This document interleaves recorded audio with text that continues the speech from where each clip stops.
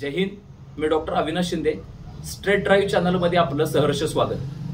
मित्रांनो, 2024 मधल्या निवडणुकांचं, लोकसभा निवडणुकांचं सूप वाजलेलं आहे आणि वेगवेगळ्या क्षेत्रातले तज्ज्ञ असतील किंवा राजकीय क्षेत्रातली जी विश्लेषक मंडळी असतील, हे आपले अंदाज व्यक्त करताना दिसत आहेत की कोणता उमेदवार कुठल्या फॅक्टरमुळे निवडून आला. काही अंदाज त्यांचे बरोबर आहेत, सगळेच अंदाज बरोबर असतीलच असं काही नाही, परंतु बहुतांशी महाराष्ट्रातले विश्लेषक जे आहेत तर त्यांचे अंदाज या निवडणुकीमध्ये आपण खरे ठरलेले पाहतोय. प्रशांत किशोर अशाच विद्वानांच्या पैकी एक आहेत. हिंदुस्थानातील अत्यंत विद्वान लोकांचा अंदाज देखील किंवा एक्झिट पोलचा अंदाज देखील या निवडणुकीच्या बद्दल असेल तर तो चुकलेला आहे. प्रशांत किशोर हे त्यांच्यापैकी एक आहेत. परंतु प्रशांत किशोर यांनी आपली जी चूक आहे तर ती उघडपणे मान्य केलेली आहे की माझा अंदाज चुकलेला आहे आणि ते उघड करण्याचं प्रांजळपणा जो आहे तर तो प्रशांत किशोर यांच्याकडे खचितच आहे. या निमित्तानं आपल्याला असं म्हणता येईल. प्रशांत किशोर यांनी आणखीन एक मत मांडलेलं आहे आणि ते मी मत जे आहे तर ते या व्हिडिओच्या माध्यमातून आपल्या समोर ठेवायचा प्रयत्न करतोय. प्रशांत किशोर यांनी असं थोडक्यात सांगायचं म्हटलं तर प्रशांत किशोर यांनी असं मत मांडलंय की काँग्रेसचा उमेदवार कुठलाही असू दे आणि कुठल्याही मतदारसंघातून उभारलेला असू दे, त्याला दलित आणि अल्पसंख्याक, तथाकथित अल्पसंख्याक म्हणूया, कारण आता त्यांची जी संख्या आहे मुसलमानांची तर ती वाढलेली आहे, त्यामुळे त्यांना आपण तथाकथित अल्पसंख्याक म्हणता येईल. तर तथाकथित अल्पसंख्याकांचं आणि दलित समाजाचं मतदान हे जवळजवळ 20 ते 23% इतकं असतं आणि काँग्रेसला ते काहीही न करता हे मतदान पडतं. म्हणजे काँग्रेसची जी वाटचाल आहे तर तीच मुळातून 23% चालू होते आणि बाकीचे जे पक्ष असतात तर ते 23% मागच असतात काँग्रेसच्या उमेदवारांच्या पेक्षा. म्हणजे काँग्रेस हा असा एक नशीबवान पक्ष आहे की जो दलित आणि मुस्लिमांच्यासाठी काही करू दे नाहीतर न करू दे, विकासाच्या नावाखाली किंवा अनएम्प्लॉयमेंट असेल किंवा बेरोजगारी असेल, करप्शन असेल, पॉप्युलेशन असेल, या मुद्द्यावरती निवडणूक केंद्रित न होता फक्त धार्मिक आणि जातीय बाबींवरती गोष्ट आणि ही निवडणुकीची जी बाब आहे तर ती केंद्रित होते. ही अत्यंत दुर्दैवाची गोष्ट आहे मित्रांनो. बाबासाहेब आंबेडकर यांनी म्हटलं होतं की people don't cast their votes, they vote for their caste. तर ही जी बाबासाहेब आंबेडकरांची उक्ती आहे तर ती पूर्णपणे लागू होताना दिसते.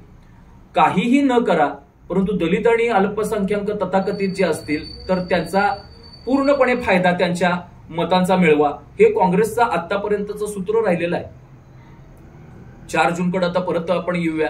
4 जून रोजी नरेंद्र मोदी यांचा जो चेहरा होता, निकालाच्या नंतर जो त्यांचा चेहरा पडलेला होता, चेहरा त्यांचा निराश झाला होता, तो काय सांगतोय मित्रांनो? नरेंद्र मोदी यांच्या चेहऱ्यावरून असं दिसत होतं की मी माझं सर्वस्व या हिंदू समाजासाठी आणि देशासाठी झोकून दिलेलं आहे, परंतु त्या बदल्यात मला रिटर्न गिफ्ट काय मिळाले? त्या बदल्यात मला रिटर्न गिफ्ट मिळालं ते म्हणजे उत्तर प्रदेशमधल्या 30 आणि 35 जागा ज्या तोंडावरती माझ्या फेकल्या गेल्या आणि त्याचं जे शल्य आहे आणि त्याचं जे दुःख आहे हे त्यांच्या चेहऱ्यावरती स्पष्टपणे दिसत होतं.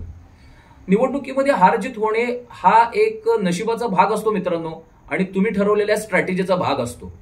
परंतु ही निवडणूक जी होती तर ही निवडणूक ही डिसिसिव्ह निवडणूक होती, ही निर्णायक निवडणूक होती आणि याही पुढे जाऊन मी असं म्हणेन मित्रांनो की देशाची जी दशा आहे आणि दिशा आहे ही ठरवणारी ही निवडणूक होती. त्यामुळे तमाम देशप्रेमी जे लोक होते त्यांच्या दृष्टिकोनातून अत्यंत महत्वाची निवडणूक होती ही मित्रांनो.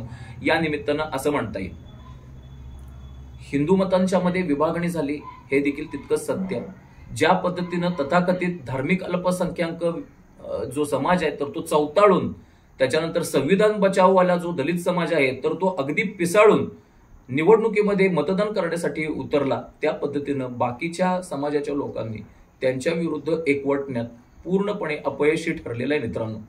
आणि ही आपल्या देशाच्या दृष्टिकोनातून फार मोठी धोक्याची सूचना नाकारता येणार नाही आणि ही आहे. या निमित्तानं माझं असं मत आहे की इथून पुढच्या ज्या निवडणुका आहेत तर त्या पूर्णपणे विकासाच्या मुद्द्यावरती न लढता माझ्या समाजाचा हा उमेदवार आहे, तो उमेदवार माझ्या समाजाचा नाही म्हणून मी त्याला मतदान करणार नाही, भले तो उमेदवार कितीही चांगला असला तरी चालेल, अशा धोकादायक पातळीपर्यंत कुणी नेऊन ठेवल्यात, काय नेऊन ठेवल्यात त्या जास्त मला खोलात पडायचं नाहीये, परंतु त्या धोक्याच्या पातळीपर्यंत या निवडणुका पोहोचलेल्या आहेत मित्रांनो.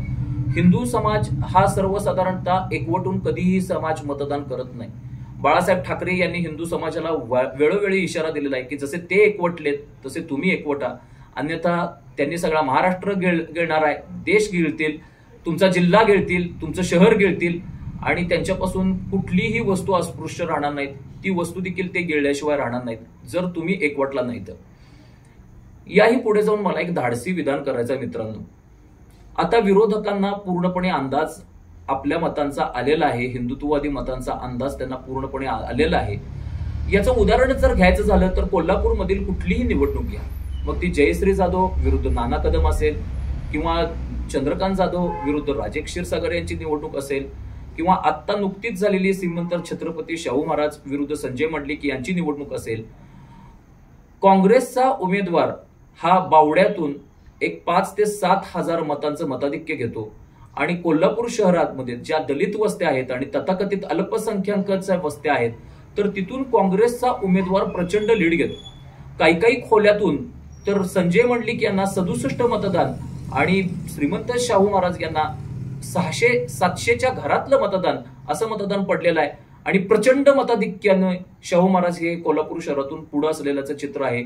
नव्हे तर कुठलाही काँग्रेसचा उमेदवार कोल्हापूर शहरातून हा अशाच पद्धतीनं पुढे जाणार आहे आणि पेठापेठांमधून जिथे हिंदू वस्ती जास्त आहे, जिथे हिंदू मतदान जास्त आहे, तिथं मित्रांनो काँग्रेसचा उमेदवार जो आहे तर तो आपल्या कोल्हापुरी भाषेमध्ये सांगायचं मत गेलं तर 50-50 खेळताना दिसून येतो. त्यामुळे हे जे निर्णायक मतदान आहे 13,000 दलित आणि अल्पसंख्याकांचं मतदान आणि बावड्यातलं 5 ते 7 हजाराचं मतदान, 20,000 मतांनी त्यांचा उमेदवार काँग्रेसचा उमेदवार हा तिथेच पुढे जातो आणि तिथं भाजपचा उमेदवार किंवा तथाकथित जे हिंदुत्ववादी जे पक्ष आहेत तर त्यांचा उमेदवार तिथं पाठीमागं पडलेला दिसून येतो आणि काँग्रेसच्या नजरेतून आणि राष्ट्रवादीच्या नजरेतून ही बाब सुटलेली नसणार मित्रांनो. इथून पुढं कुठच्याही निवडणुका या धार्मिक पातळीवरतीच लढवल्या जातील असं मी ज्या वेळेला म्हणालो तर त्याच्या पाठीमागं फार मोठा अर्थ दडलेला आहे मित्रांनो. उत्तर प्रदेशमधल्या सहारनपूर जिल्ह्याचं जर तुम्ही उदाहरण घेतलं, मतदारसंघातलंच उदाहरण घेतलं तर तिथून इम्रान मसूद हा काँग्रेसचा उमेदवार होता, काँग्रेसचा प्रत्याशी होता, ज्याला राजपूत आणि क्षत्रिय समाजानं देखील मतदान केलं, दलित आणि अल्पसंख्याकांचं देखील त्याला मतदान झालं. परिणामी भाजपच्या उमेदवाराला हार पत्करावी लागली आणि त्याच्यानंतर इम्रान मसूदच्या समर्थकांनी जो धिंगाणा घातला, जे राजपूत आणि क्षत्रिय समाजाच्या मुलींच्याकडे बघून त्यांनी अश्लील इशारे केले, त्याच्याबद्दलचा व्हिडिओ जो व्हायरल झालेला आहे तो देशातल्या पुढच्या यादवीच्या युद्धाला निमंत्रण देणारा व्हिडिओ आहे मित्रांनो. आणि त्यामुळं या निमित्तानं मला असं सांगावंसं वाटतंय की इथून पुढं हे जे धर्मनिरपेक्ष पक्ष आहेत, ती समाजवादी पार्टी असेल, बहुजन समाजवादी पार्टी असेल, MIM असेल, त्याच्यामध्ये आता नुकतीच सामील झालेली उबाटा यांची शिवसेना जी असेल, त्यांना हिंदुत्ववादी मतांचा पूर्णपणे अंदाज आलेला आहे. हिंदू मतांच्या मध्ये फूट पाडा आणि दलित आणि अल्पसंख्याकांची मते एकजूट करून मिळवा. हे जे 90च्या पूर्वीचं किंवा 90च्या पूर्वीचं जे वातावरण होतं उत्तर प्रदेश आणि बिहार मधलं, त्या निमित्तानं हे आता चालू झालेलं आहे आणि त्यामुळे हिंदुत्ववाद्यांचा पराभव करणारी ही निवडणूक आहे असं म्हटलं तरी काही वावगं ठरणार नाही. इथून पुढच्या ज्या निवडणुका आहेत तर ते हिंदुत्ववाद्यांच्यासाठी फार अग्निपरीक्षा ठरणार आहे. कारण हिंदू एकतर मतदानाला बाहेर पडत नाहीत, मतदानाला बाहेर जर पडले तर त्याच्यामध्ये महाराष्ट्रापुरतं जर बोलायचं झालं तर आपल्या महाराष्ट्रामध्ये मराठा आहेत, मराठ्यांमध्ये 96 कोळी आणि 92 कोळी परत तिथं पोटभेद आहेत, त्याच्यानंतर दलितांच्या मध्ये देखील मोठ्या प्रमाणात भेद आहेत, त्याच्यानंतर आपल्या समाजामध्ये मतभेद देखील आहेत आणि मनभेद देखील आहेत. उद्धव बाळासाहेब ठाकरे यांच्याकडे आपला निम्मा समाज आहे, एकनाथ शिंदे यांच्याकडे आपला निम्मा समाज आहे, उरलेला समाज जो आहे तर तो राज ठाकरे आणि भाजप यांच्यामध्ये डिवाइड झालेला आहे. अशा पद्धतीनं एकजुटीचं प्रदर्शन आपण न करता, आपला समाज न करता मुस्लिम समाज आणि दलित समाज हा एकजुटीचं प्रदर्शन करतो मित्रांनो. त्यामुळे इथून पुढच्या निवडणुका ह्या हिंदुत्ववादी पक्षांच्यासाठी आणि भाजपसाठी पर्यायानं फार अवघड होऊन बसलेला आहे. आज नरेंद्र मोदी यांची पंतप्रधानपदी वर्णी झालेली आहे. सलग 3ऱ्यांदा पंतप्रधानपदी आरूढ होण्याचं त्यांनी किमया करून दाखवलेली आहे. तरी पण एका हिंदुत्ववादी कार्यकर्त्यानं मला एक खंत बोलून दाखवली की इथून पुढे नरेंद्र मोदी हिंदुत्वाचं काही काम करतील का.